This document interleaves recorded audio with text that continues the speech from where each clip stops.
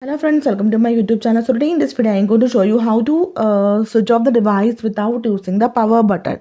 So we already know how to switch off the device with the power button. Just tap and hold on the power button. You can see the window for the power off. So let me show you how to switch off this device without using the power button. So with the help of accessibility shortcut menu, we can switch off the device. So in this device, I already enabled the menu. To enable this menu, go to settings, scroll down, tap on accessibility, then again scroll down, tap on accessibility menu. We need to turn on this one.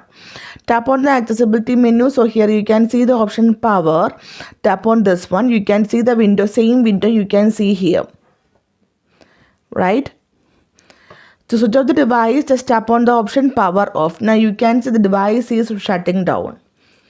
So simply in this way, without the power button, you can easily switch off the device with the help of the accessibility shortcut menu.